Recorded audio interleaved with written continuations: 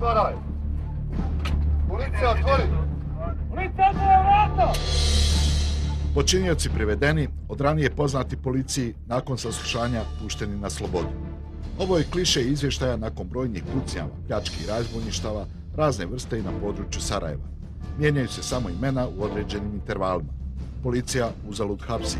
Gradonačelnik Sarajeva pozivao je nedavno na uvođenje vanrednog stanja. Naša policija je sposobna, ona je odlučna, pogledajte, ona je pronašla sve ove ubojice i ona vrlo brzo stane u kraj tome. Uostalom, naša policija je znala obraniti ovaj grad kad je bio izložen agresiji.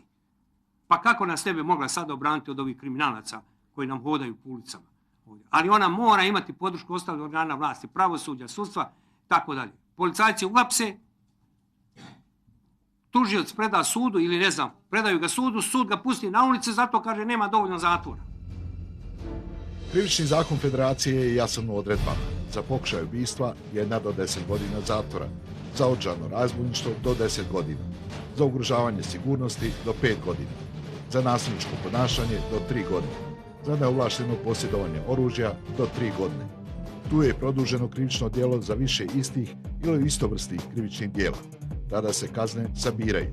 Za sudije, sagledavajući kazne i broj krivičnih djela, postoji samo olakšavajuća okolnost, koliko god krivičnih djela počinili. Izudin Tahirović. Za 12 godina stigao je skupiti 14 krivičnih djela. Posjedovao je drogu, krao, nedozvoljeno držao oružje i eksploziv i na kraju je počinio ubistvo. Benjamin Delalić za posljednjih 6 godina 14 puta evidentiran. Nasilničko ponašanje, ugrožavanje sigurnosti, izazivanje opće opasnosti, nedozvoljeno držanje oružja, iznuda. Muamer Kulosman. 5 krivičnih djela navedeno je u njegovoj kaznenoj evidenciji.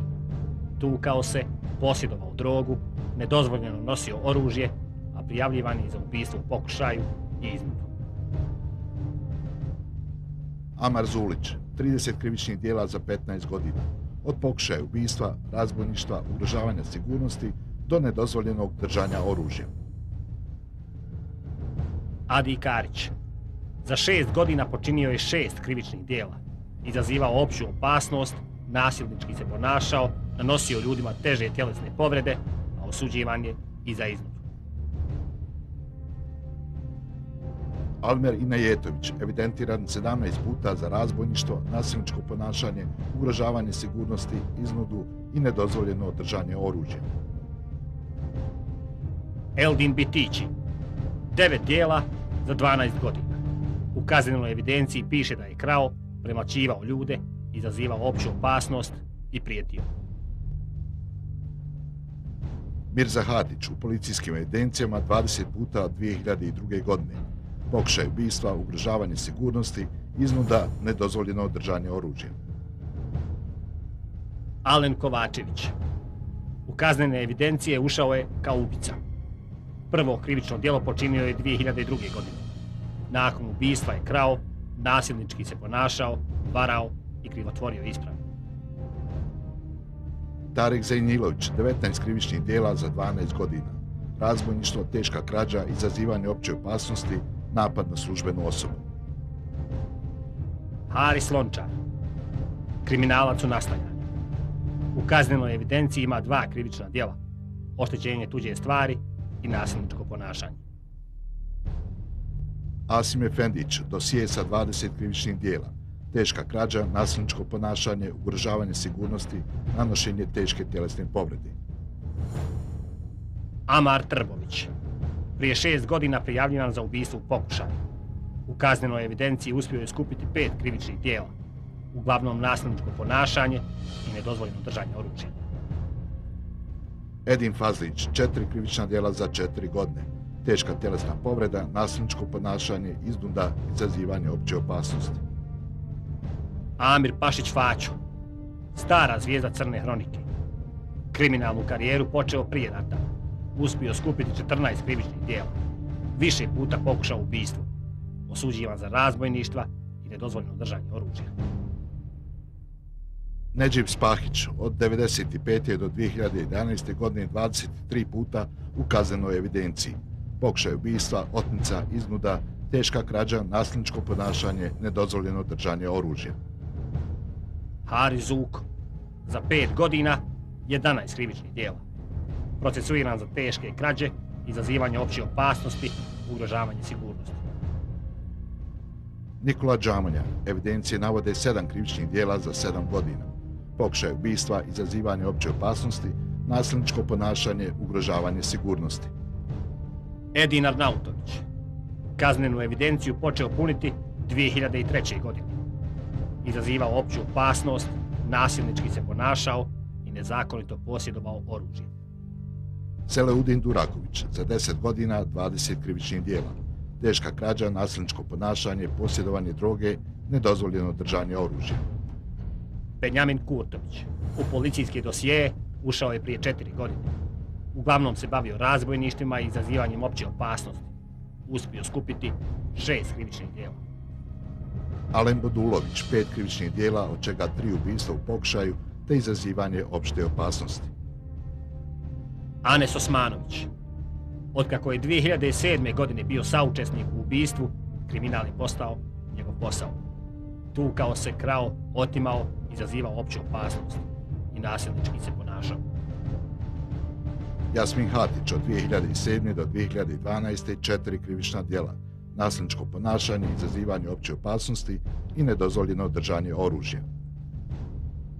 Asmir Murtović, za 5 godina počinio je 25 krivičnih djela. Uglavnom se bavi krađama, krivotvorenjem, ali i ugrožavanjem sigurnosti. Jasmin Čatić, 18 puta u kaznenoj evidenciji od 1994. do 2012. Ubistvo u pokušaju, iznuda, nasilničko ponašanje, izazivanje opće opasnosti, navođenje na prostituciju. Eldin Mulić, višestruki povratnik. U krim milje ušao je kao maloljetnik. Prodavao drogu, pucao, izazivao opću opasnost, a procesuiran je za ubistvo u pokušaju. Fikret Kajević, 9 krivičnih djela u periodu od 1995. do 2008. godine. Ugrožavanje sigurnosti, nasilničko ponašanje, prevara, nedopušteno držanje oružja. Renato Mikac, njegova specijalnost su razbojništva. 5 puta je osuđivan za to krivično djelo. Osim toga, imao je poslove sa drogom, a osuđivan je za nedozvoljeno držanje oružja. Haris Drljo, za 4 godine, od 2007. do 2010. 12 krivičnih djela. Pokušaj ubistva, razbojništvo, nasilničko ponašanje, ugrožavanje sigurnosti. Samir Perendija, specijalista za teške krađe, skupio 29 krivičnih djela. 2 puta je počinio i razbojništvo. Admir Lekić, 11 krivičnih djela za 8 godina. Ubistvo u pokušaju, nasilničko ponašanje, ugrožavanje sigurnosti, nedozvoljeno držanje oružja. Edin Smajić, 2 puta osuđivan za otmice. Bavio se krađama, a ove godine je pokušao ubistvo. Sigurnosna situacija u Sarajevu tema je od ubistva do ubistva, od pucnjeve do pucnjeve na ulicama. No svi su akteri prije ili kasnije ponovo na svojim, uslovno rečeno, radnim mjestima i novinskim rubrikama. Najmanje u sudskim klupama ili zatvorima, jer tužilaštva vole brze nagodbe. Sudije im traže olakšavajuće okolnosti i nakon 10 puta ponovljenih teških razbojništava. Reformirano, uplašeno ili korumpirano pravosuđe. Najbolje znaju, više puta hapšeni. Skupiti 14 krivičnih djela. Više puta pokušao ubistvo. Osuđivan za razbojništva i nedozvoljeno držanje oružja. Nedžib Spahić, od 1995. do 2011. godine 23 puta u kaznenoj evidenciji. Pokušaj ubistva, otmica, iznuda, teška krađa, nasilničko ponašanje, nedozvoljeno držanje oružja. Haris Zuko, za 5 godina, 11 krivičnih djela. Procesuiran za teške krađe, izazivanje opće opasnosti, ugrožavanje sigurnosti. Nikola Džamonja, evidencije navode 7 krivičnih djela za 7 godina.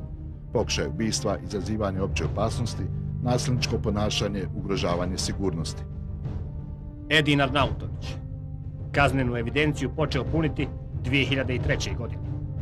Izazivao opću opasnost, nasilnički se ponašao i nezakonito posjedovao oružje. Selaudin Duraković, za 10 godina 20 krivičnih djela. Teška krađa, nasilničko ponašanje, posjedovanje droge, nedozvoljeno držanje oružja. Benjamin Kurtović, U policijski dosije ušao je prije 4 godine. Uglavnom se bavio razbojništvima i izazivanjem opće opasnosti. Uspio skupiti 6 krivičnih djela. Alen Bodulović, 5 krivičnih djela, od čega 3 ubistva u pokušaju te izazivanje opšte opasnosti.